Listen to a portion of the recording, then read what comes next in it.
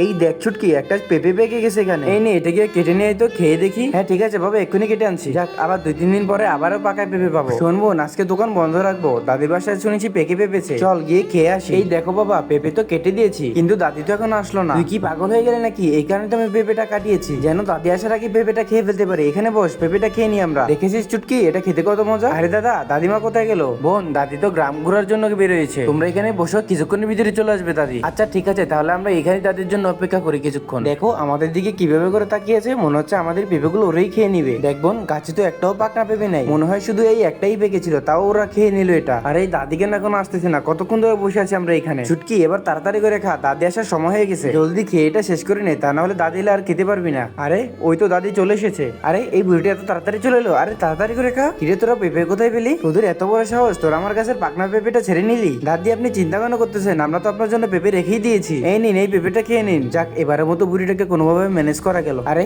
এই দাদি তো একা একাই সবগুলো খেয়ে নিল, আমাদের জন্য তো কিছুই রাখলো না। আরে মা, তোমরা এখানে হঠাৎ কেন আসলে তোমরা? কিছু না দাদি, আমরা তো এমনিতেই তোমার এখানে এসেছিলাম পেঁপে খাওয়ার জন্য, ওনারা একা একাই সব কিলো পেঁপে খেয়ে নিল। এরপরে কি হয়েছিল তা দেখার আগে তুমি যদি চাও তোমার মা 100 বছর বাঁচুক, তাহলে অবশ্যই একটি লাইক করবে আর একটি সাবস্ক্রাইব করে দিবে, আর একটি রেড হার্ট কমেন্ট বক্সে কমেন্ট করে যাবে।